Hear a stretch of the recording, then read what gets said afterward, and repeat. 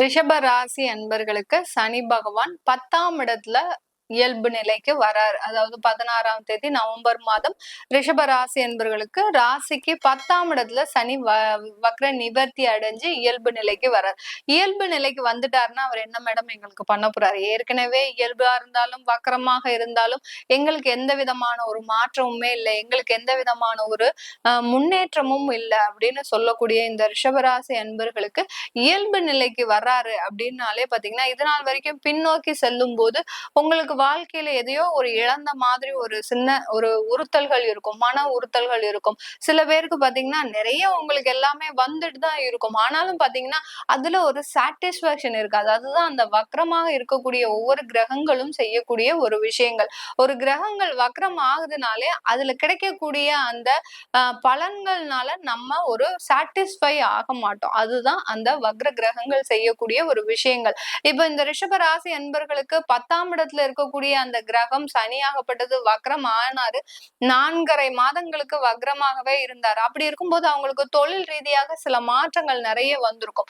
இந்த டயத்துல நீங்க என்ன பண்ணியிருந்திருப்பீங்க? பயந்து போய் நம்ம இதை செஞ்சுட்டா ஏதாவது நடந்துருமோ, நம்மளுக்கு எதிர்மறையாக நடந்துருமோ, நம்ம தொழில்ல ஏற்கனவே இருக்கக்கூடிய கஸ்டமர்ஸ் எல்லாம் நம்ம இழந்துருவோமோ அப்படின்ற மாதிரியான ஒரு தவறான புரிதல்கள், ஒரு பயம் உள்ள அந்த வக்ரமான கூடிய கிரகம் அதை தான் அங்க தூண்டும். உங்களுக்கு ஒரு பயம் உணர்ச்சியை தூண்டி அந்த தொழில்ல எந்த விதமான ஒரு மாற்றங்களையும் செய்ய விடாம ஆகிடும்.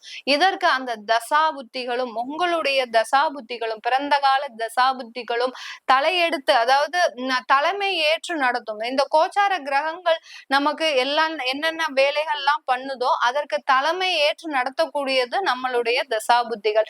இந்த தலைமை ஏற்று நடத்தக்கூடிய அந்த தசாபுத்திகள் இந்த உணர்ச்சிகளை, அந்த மாதிரியான ஒரு எதிர்மறை விளைவுகளை ஏற்படுத்தி விடுமோ அப்படின்ற மாதிரியான ஒரு பயத்தை கொடுத்து, சில பேருக்கு அந்த மோசமான தசாபுத்தி சனி திசை, ராகு திசை, கேது திசை, ராகு திசையை விட கேது திசை இருக்கிறவங்களுக்கு மிக அதிக அளவுல தாக்கத்தை ஏற்படுத்திருக்கும். இதுலயே கும்பத்திலேயே உங்களுக்கு சனி பகவான் கேது பகவான் இருந்து திசை நடத்தும் போது உங்களுடைய வாழ்க்கையவே அழியக்கூடிய அளவிற்கு அந்த தசாபுத்தி காலங்கள்ல இருக்கும். அந்த அளவிற்கு அந்த தசாபுத்திகள் இந்த ரிஷபராசி என்பர்களுக்கு ஒரு மன குழப்பத்தை கொடுத்து அந்த தொழில்ல எந்த விதமான ஒரு மாற்றமுமே செய்ய விடாம ஆக்கியிருக்கும். சில பேர் துணிஞ்சு செயல்பட்டு இருப்பீங்க.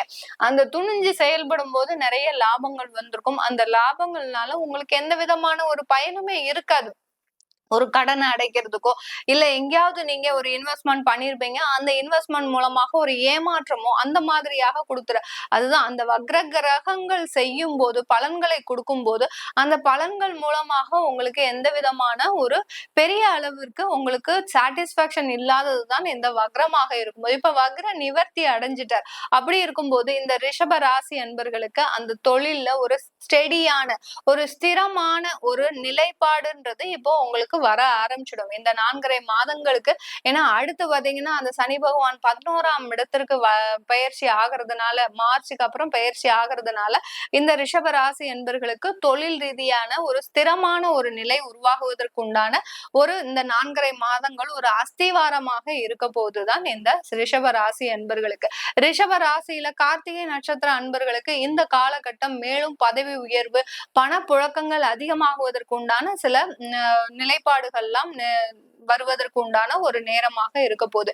ஏன்னா சில பேருக்கு வேலை செய்யும் போது அந்த சில பதவி உயர்வு எல்லாம் ஒரு தாமதமாகவே இருந்திருக்கும். அந்த சனி பகவான் ஒரு 6 மாதமாக எனக்கு வர வேண்டிய அந்த ப்ரமோஷன்ஸ், டிரான்ஸ்பர்ஸ் இது எல்லாமே கிடைக்காம இருக்கு அப்படின்னு நினைக்கிறவங்களுக்கு எல்லாம் இந்த 4.5 மாதங்களுக்குள்ள கண்டிப்பா கிடைக்கக்கூடிய ஒரு நேரமாக இருக்கும். ப்ரமோஷன் உங்களை தேடி வருவதற்கு உண்டான ஒரு நேரமாக இருக்கும்.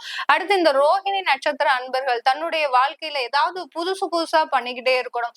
தொழிலாக இருந்தாலும் சரி, வேலையாக இருந்தாலும் சரி, வேலையில ஒரு இடமாற்றம் பண்ணிக்கிட்டே இருக்கிறேன். ஏன்னா அடுத்தடுத்த டெவலப்மெண்ட்டை நோக்கி பயணிக்கக்கூடிய நட்சத்திர அன்பர்கள் இந்த ரோஹிணி நட்சத்திர அன்பர்கள். தன்னுடைய வேலையிலும் ஒரு தெளிவான ஒரு நிலைப்பாடு கொண்டிருப்பவர்கள் இந்த ரோஹிணி நட்சத்திர அன்பர்கள். இப்படிப்பட்டவர்களுக்கு இந்த சனி பகவானுடைய வக்ர நிவர்த்தி அந்த வேலையில ஒரு நல்ல மாற்றத்தை, வேலை இழந்தவர்களுக்கு ஒரு புதிய வேலை வாய்ப்பையும், ஏற்கனவே இருக்கக்கூடிய வேலையில ஒரு நல்ல பதவி உயர்வு, வருமானம் இதையெல்லாம் கொடுப்பதற்கு உண்டான ஒரு நேரமாக இருக்கும்.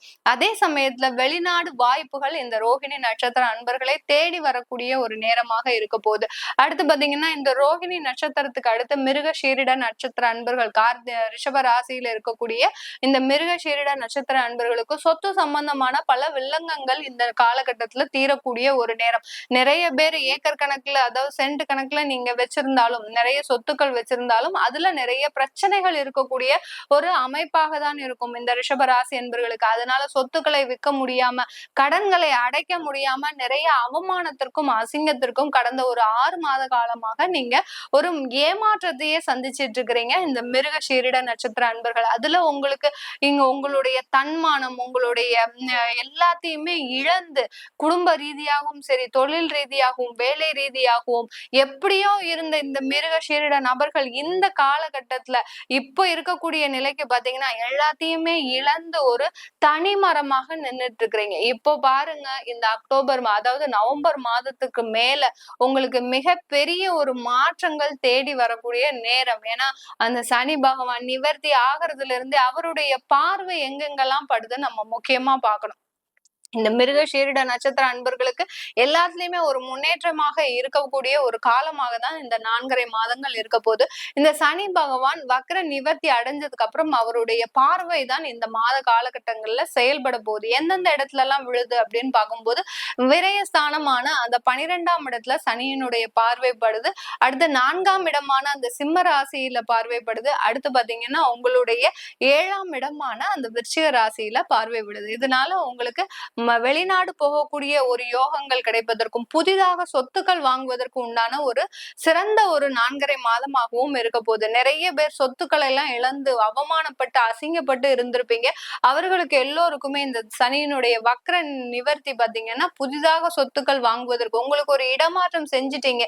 இடமாற்றம் செஞ்சதுனால உங்களுக்கு ஒரு நல்ல முன்னேற்றங்கள் கிடைக்கக்கூடிய ஒரு நேரமாக இருக்க போகுது. தாமதமான திருமணங்கள் எல்லாமே, தடையாக இருந்த திருமணங்கள் எல்லாமே உங்களுக்கு அதுல இருக்கக்கூடிய தடைகளை நிவர்த்தி செய்யக்கூடிய ஒரு சனி பகவானினுடைய பார்வையாகப்பட்டது. திருமண பாக்கியத்தை கொடுப்பதற்கும், அடுத்து பாத்தீங்கன்னா நல்ல அந்த திருமண உறவுல ஒரு நல்ல ஒரு முன்னேற்றத்தை கொடுப்பதற்கும் உண்டான ஒரு சாதகமான ஒரு மாதமாக தான் இந்த 4.5 மாதங்கள் இருக்க போகுது. ஏற்கனவே டைவர்ஸ் ஆயிடுச்சு, நாங்க புதுதா திருமணத்திற்கு எப்படி முயற்சி பண்ணலாமா அப்படின்னு கேட்கக்கூடியவர்கள் இந்த 4.5 மாதங்கள் தாராளமா முயற்சி பண்ணலாம். அவர் 11ஆம் இடத்திற்கு வந்ததுக்கு அப்புறம் உங்களுடைய திருமணம் பற்றிய அந்த ஆலோசனையை வச்சுக்கிட்டீங்கன்னா கண்டிப்பா உங்களுக்கு ஒரு நல்ல ஒரு வாழ்க்கை அமைவதற்குண்டான ஒரு சாதகமான ஒரு காலமாக இருக்க போது இந்த ரிஷப ராசி என்பர்களுக்கு. ரிஷப ராசியில இருக்கக்கூடிய பெண்கள் அதிகமாக இந்த 4.5 மாதங்கள்ல சாதிக்கக்கூடிய ஒரு நேரம். உங்களுடைய குடும்பத்தினால ஒரு அவமானங்களை சந்தித்த பெண்களோ, இல்ல வேலையினால அவமானங்களை சந்தித்த பெண்களோ, இல்ல உங்களுடைய தொழில்னால அவமானத்தை நிறைய பேர் நிறைய இன்வெஸ்ட்மெண்ட் பண்ணி தன்னால செய்ய முடியும் அப்படின்னு ஒரே தன்னம்பிக்கையோட நீங்க எல்லாமே ஆரம்பிச்சிருப்பீங்க.